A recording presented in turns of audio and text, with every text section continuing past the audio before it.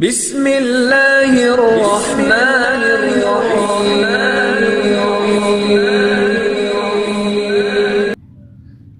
السلام علیکم ویورز، میں ہوں آپ کا عشرت اقبال وارثی اور آپ دیکھ رہے ہیں ہمارا ٹیوب چینل۔ ویورز، بہت سے والدین نے حکم کیا ہے کہ میں بچوں کے امتحان کے حوالے سے کوئی وظیفہ بتاؤں، اور کافی بہن بھائی جاب انٹرویو کے حوالے سے بھی وظیفے کے لیے حکم دیتے رہتے ہیں۔ تو انشاءاللہ عز و جل آج جو میں آپ کو وظیفہ بتاؤں گا، اس کے لیے ہم کہہ سکتے ہیں کہ ایک پنتھ اور دو کاج والا معاملہ ہے۔ وظیفہ ایک ہے، لیکن یہ بچوں کو امتحان میں کامیابی سے بھی سرفراز کرے گا، اور اگر کوئی اپنے جاب انٹرویو کے لیے جا رہا ہے اور اسی وظیفے کو اسی طرح کر لے گا تو انشاءاللہ عز و جل جاب انٹرویو میں بھی کامیابی حاصل ہوگی۔ تو ویورز، طریقہ بہت آسان سا ہے۔ اللہ کریم کے دو اسماء مبارک ہیں، یا عزیز یا علیم۔ اب ان کو پڑھنے کا طریقہ بتانے سے پہلے میں آپ کو اس کے بارے میں بتانا چاہتا ہوں کہ جب بھی آپ عمل کو کریں تو جیسے آپ کا امتحان کے دن تقریباً 3 یا 7 دن پہلے یہ عمل شروع کر دیجیے گا۔ 7 دن بعد امتحان ہے تو اب شروع کر دیں، یا 3 دن پہلے، کم از کم 3 دن پہلے یہ عمل شروع کرنا ہے۔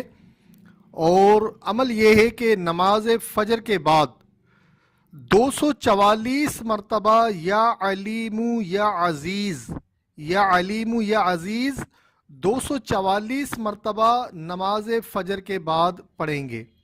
اول آخر درود پاک کی تسبیح پڑھیں گے۔ اگر چاہیں تو یہ والا درود پاک پڑھ لیں، اللہم صلی علی سیدنا و مولانا محمد وعلی آل محمد۔ یہ مختصر ترین درود ہے، اگر چاہیں تو اس کی تسبیح پڑھ لیں، یا اگر کوئی اور پڑھنا چاہتے ہیں تو وہ آپ کی مرضی ہے۔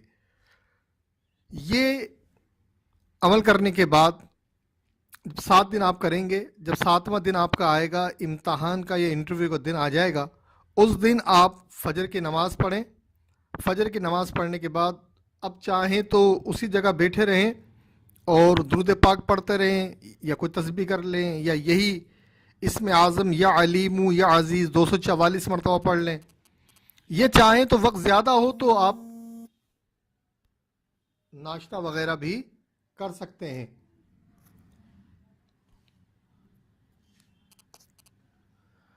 ناشتے وغیرہ سے فارغ ہو جائیں، سورج نکلنے کا انتظار کریں۔ جب سورج طلوع ہو جائے تب 2 رکعت نفل صلاۃ الحاجات کی قائم کریں، اور نیت یہی کریں کہ اللہ تعالیٰ آپ کو ایگزام میں یا انٹرویو میں کامیابی عطا فرمائے۔ پہلے نیت دل میں کر لیجئے گا، 2 رکعت نفل پڑھیں۔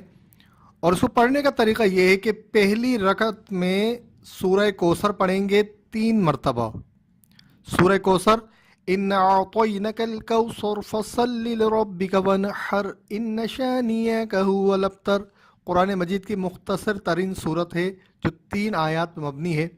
اس صورت کو پڑھنا ہے 3 مرتبہ پہلی رکعت میں، جبکہ دوسری رکعت جب آپ شروع کریں گے تو اس میں سورہ کافرون اور اذا جاء نصر اللہ والفتح والی صورت سورہ نصر پڑھیں گے۔ یہ ایک بار پڑھنی ہے۔ پہلی رکعت میں 3 مرتبہ سورہ کوثر، اور دوسری رکعت میں ایک بار سورہ کافرون اور سورہ نصر پڑھیں گے، اور اس کے بعد اللہ کریم سے اپنی کامیابی کے لیے خوب دعائیں کریں گے۔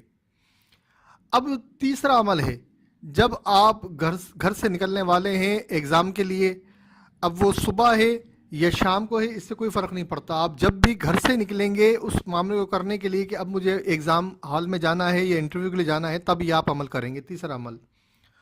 اور وہ عمل یہ ہے کہ گھر پر آپ 3 مرتبہ درود شریف پڑھیں، 3 مرتبہ سورہ فاتحہ مکمل پڑھیں، 3 مرتبہ آیت الکرسی پڑھیں، اور پھر 3 بار درود پاک پڑھ لیں۔ اس کے بعد گھر سے نکلیں۔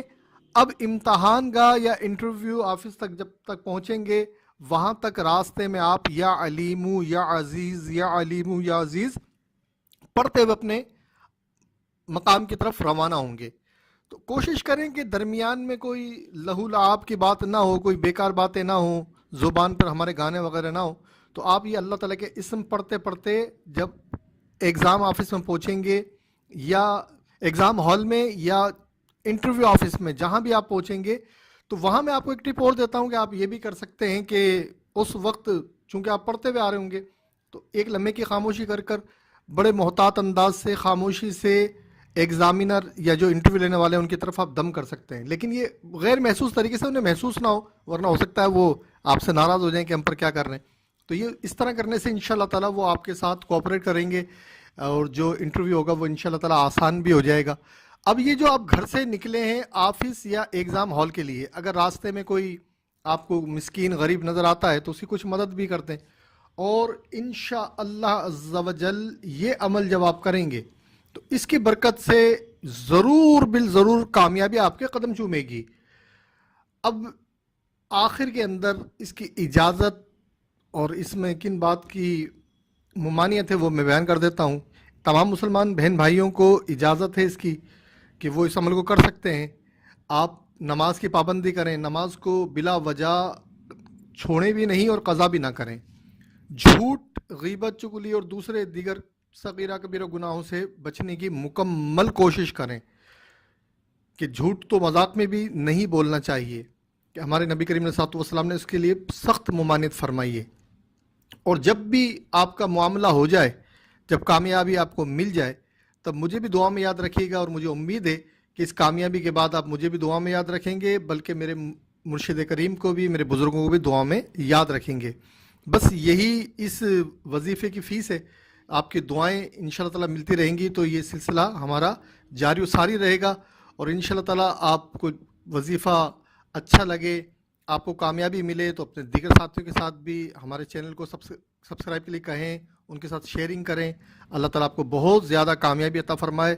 السلام علیکم ورحمۃ اللہ وبرکاتہ. ویورز، اگر آپ نے اب تک ہمارا ٹیوب چینل کو سبسکرائب نہیں کیا تو مہربانی فرما کر اسے سبسکرائب کر لیں، اور نیو ویڈیوز کی معلومات کے لیے بیل آئیکن کو بھی کلک کر دیجئے. اگر آپ میرے بلاگ پر جاننا چاہتے ہیں، میری تحریریں پڑھنا چاہتے ہیں، تو بلاگ کا لنک ڈسکرپشن میں موجود ہے، ishrateqbalwarsi.blogspot.com. اسے دیکھ کر وہاں سے آپ میری تحاریر کو بھی دیکھ سکتے ہیں.